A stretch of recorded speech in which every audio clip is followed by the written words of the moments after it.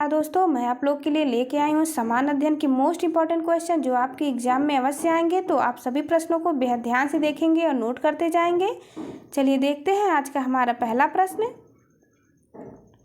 वायु प्रदूषक एरोसॉल किस माइक्रोन तक के सूक्ष्म कणों को कहा जाता है? तो इसका राइट आंसर है 1 माइक्रोन से लेकर के 10 माइक्रोन के कणों को कहा जाता है। आइए इसका विश्लेषण देखते हैं। 1 माइक्रोन टू 10 माइक्रोन तक के सूक्ष्म कणों को एरोसॉल कहा जाता है। ये तरल एवं ठोस दोनों हो सकते हैं। एरोसॉल हवा में मौजूद धुएं और धूल में मौजूद सूक्ष्म ठोस कण, तरल बूंदें या अन्य गैसों का मिश्रण होता है। एरोसॉल का उत्सर्जन कारखानों, ताप विद्युत गृह, स्वचालित वाहनों एवं कृषि कार्यों के द्वारा होता है। धूम्र, धुआं एवं काली का आकार एरोसॉल से कम होता है।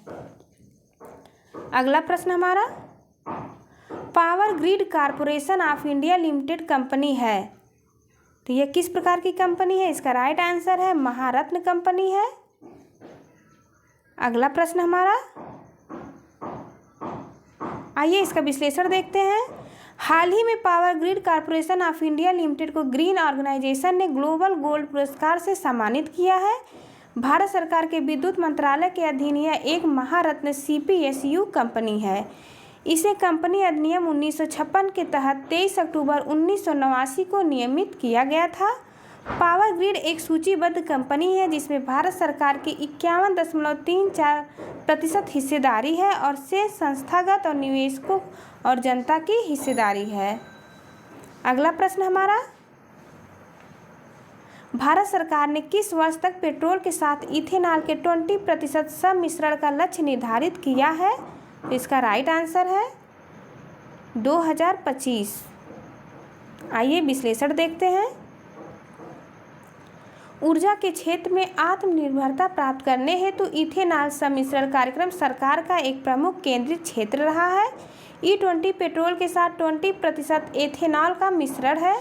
सरकार का लक्ष्य 2025 तक इथेनॉल के 20% सम्मिश्रण को पूर्ण रूप से हासिल करना है और HPCL तथा अन्य तेल विपणन कंपनियों द्वारा 2G 3G इथेनॉल संयंत्र स्थापित किए जा रहे हैं जो प्रगति को सुगम बनाएगी। सरकार के निरंतर प्रयासों के परिणाम स्वरूप 2013-14 से इथेनॉल उत्पादन क्षमता में 6 गुना वृद्धि हुई है। अगला प्रश्न है, किसी विशेष कंपनी या उद्योग को हुए अप्रत्याशित बढ़े मुनाफे पर लगाई गई उच्च कर दर को क्या कहा जाता है? तो इसका राइट आंसर है विंडफॉल टैक्स कहते हैं। आइए देखते हैं क्या है विंडफॉल टैक्स।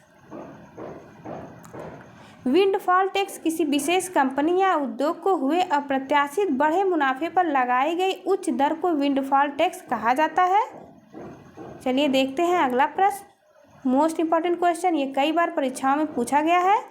नीति आयोग का अध्यक्ष कौन होता है? ऑप्शन ए प्रधानमंत्री, बी वित्त मंत्री, सी प्रधानमंत्री द्वारा नियुक्त व्यक्ति या डी इनमें से कोई नहीं। तो इसका राइट आंसर है ए प्रधानमंत्री होता है। आइए देखते हैं इसका विश्लेषण। हाल ही में नीति आयोग ने मिलेट्स पर एक रिपोर्ट जारी की है।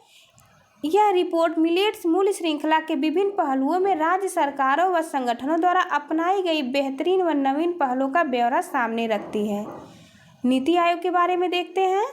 1 जनवरी 2015 को योजना आयोग के स्थान पर नीति आयोग का गठन किया गया था। इसके अध्यक्ष प्रधानमंत्री होते हैं। उपाध्यक्ष प्रधानमंत्री द्वारा नियुक्त व्यक्ति होता है। अगला प्रश्न है, क्रिप्टो करेंसी के संदर्भ में निम्नलिखित में से कौन सा सही है? तो इसका राइट आंसर है उपर्युक्त सभी। बिटकॉइन, एथेरियम, स्टेबल कॉइन, ये तीनों क्रिप्टो करेंसी की श्रेणी में आती हैं। आइए इसका विश्लेषण देखते हैं। क्रिप्टो करेंसी एक डिजिटल या आभासी मुद्रा है जो सुरक्षा हेतु क्रिप्टोग्राफी का उपयोग करती है। यह एक विकेंद्रीकृत मुद्रा है जिसका अर्थ है यह किसी भी सरकार या संस्था द्वारा नियंत्रित नहीं है। क्रिप्टो करेंसी के कुछ उदाहरणों में बिटकॉइन, एथेरियम, स्टेबल कॉइन और लाइट कॉइन शामिल है। अगला प्रश्न हमारा, चाम नृत्य किस धर्म से संबंधित है? तो इसका राइट आंसर है बी बौद्ध धर्म से संबंधित है।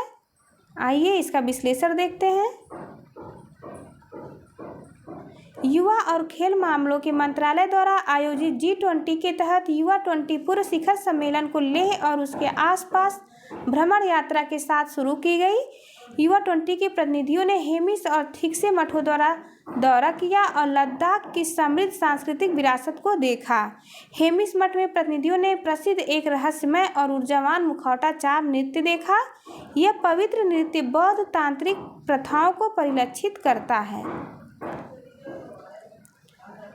अगला प्रश्न है, one earth one health advantage health care India 2023 कार्यक्रम का आयोजन कहाँ किया गया? तो इसका राइट आंसर है नई दिल्ली में किया गया है। आइए इसका विश्लेषण देखते हैं। प्रधानमंत्री नरेंद्र मोदी ने वीडियो कॉन्फ्रेंसिंग के जरिए one earth one health advantage health care India 2023 का आयोजन किया। यह कार्यक्रम 26 और 27 अप्रैल को नई दिल्ली में आयोजित किया गया है। इसका 6वां संस्करण का आयोजन हुआ। इसका उद्देश्य है वैल्यू बेस्ड हेल्थ केयर सेवाएं प्रदान करने और हेल्थ केयर वर्क फोर्स के निर्यातक के रूप में मेडिकल वैल्यू ट्रेवल के क्षेत्र में भारत की ताकत को प्रदर्शित करना। लास्ट क्वेश्चन हमारा, राष्ट्रीय रक्षा महाविद्यालय कहाँ स्थित है? तो इसका राइट आंसर है नई दिल्ली। आइए देखते हैं राष्ट्रीय रक्षा महाविद्यालय के बारे में। 27 अप्रैल 1960 को राष्ट्रीय रक्षा महाविद्यालय का उद्घाटन हुआ। यह राष्ट्रीय सुरक्षा और रणनीति के लिए भारत का शीर्ष शिक्षण संस्थान है।